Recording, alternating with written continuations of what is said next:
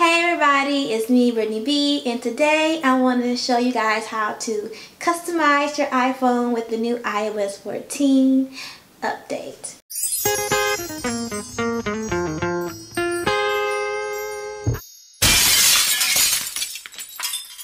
Okay, so you have update and you're wondering, oh my gosh, there's so many people that got these cool like aesthetics and background. How do they do that? Well, let's get started. It's my phone right here, and let's walk through it. The first thing that I did was get this widget. It's called Widgetsmith. You can get it at your app store, so go on your app store.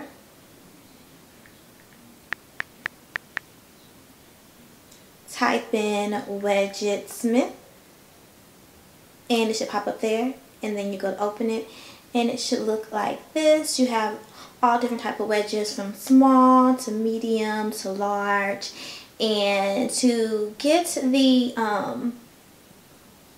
small one that you see on my home screen right there with the Sunday 20, you need to click on small widget, and then on small widget you can customize the font. I use Noteworthy, I just like that font. And then you can do the tint of it. I like white because it kind of goes with everything and all my aesthetics. And then the background, I did this background because most of my stuff is in like a fall tannish orange color, but you guys could use whatever background. There's so many cute backgrounds. There's also an option to do a border.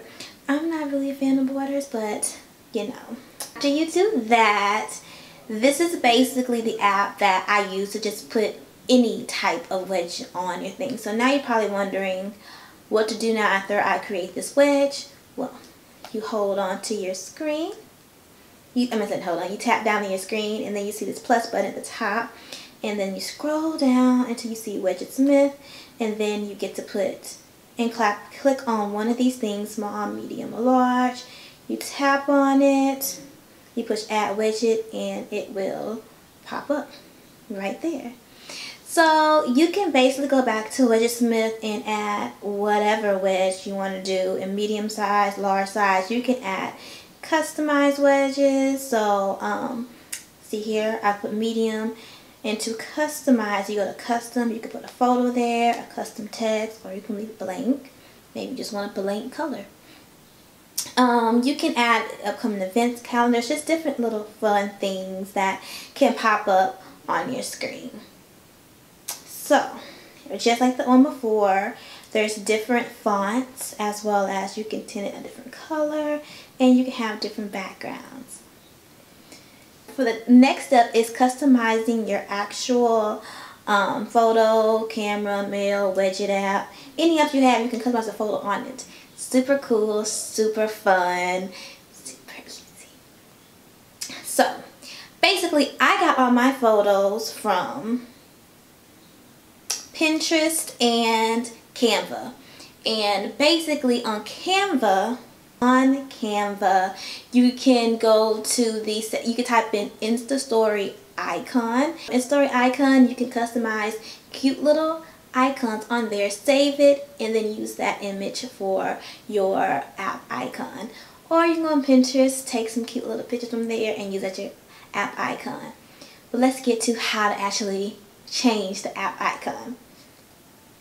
So I go to shortcuts on your phone, like type it in your search bar, put shortcuts, and then press this plus button, add action. Then go to scripting, open your apps, and then you choose whichever app you want to customize on there.